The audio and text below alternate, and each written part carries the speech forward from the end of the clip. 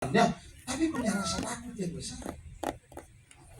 Banyak orang Kristen, saudaraku terkasih, percaya Yesus ada dalam hidupmu, percaya. Tapi begitu lewat tempat seram-seram, takut. Sebetulnya. Dan takutnya nggak kira-kira, oh, apa pendeta saya nggak takut. Tapi waktu lewat tempat gelap-gelap, saudara kasih, permisi dia. Betul, banyak begitu kan, saudara, betul ya?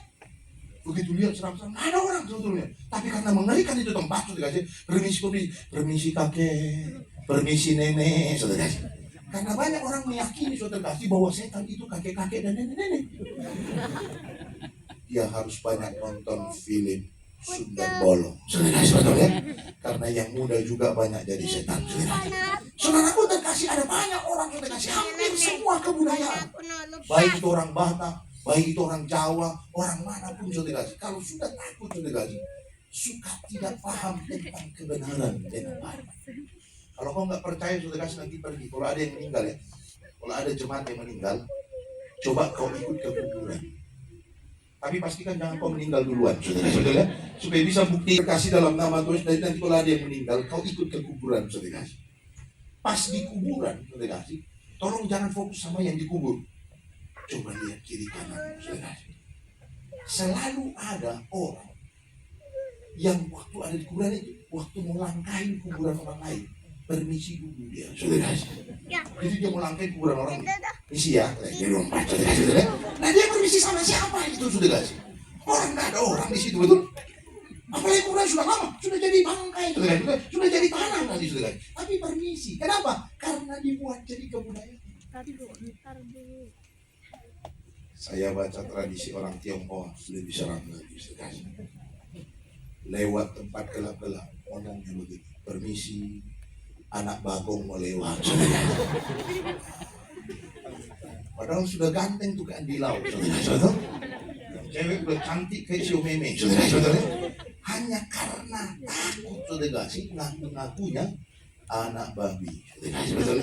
Padahal anak babi aja malu jadi anak babi, betul dong? Makanya dia jalannya nunduk terus. Mengerti dalam diri kita ini anak kuasa yang besar.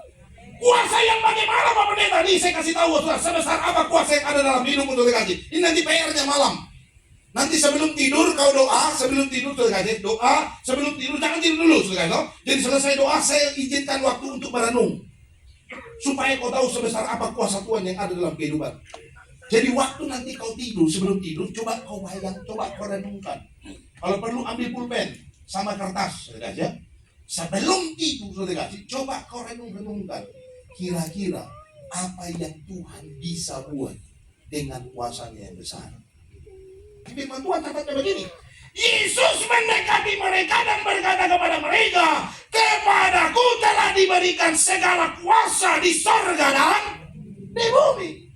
Saudara dengar firman Tuhan bilang dalam Yesus sudah dipercayakan kuasa di sorga dan di bumi. Artinya apa? Kalau kau ada dalam Kristus dan Yesus ada dalam kehidupanmu, kau harus mengerti, kau harus percaya bahwa di dalam hidupmu juga ada kuasa di sorga dan di bumi. Pernah dengar nggak ayat bilang firman Tuhan bilang begitu? Apa yang kuikat di bumi terikat di sorga. Apa yang kulepas di bumi terlepas di. Saya pernah ingat firman Tuhan ini. Sudah tahu kenapa firman Tuhan tulis begitu? Karena kalau ada Yesus dalam hidupmu, sama seperti yang dikerjakan oleh Yesus, engkau juga bisa kerjakan dalam kehidupan saudara. Amin. Hari ini saudaraku terkasih, kita sebagai umat pilihan Allah diberikan kuasa yang besar. Tujuannya apa? Supaya kita bisa menjadi sukacita bagi banyak orang.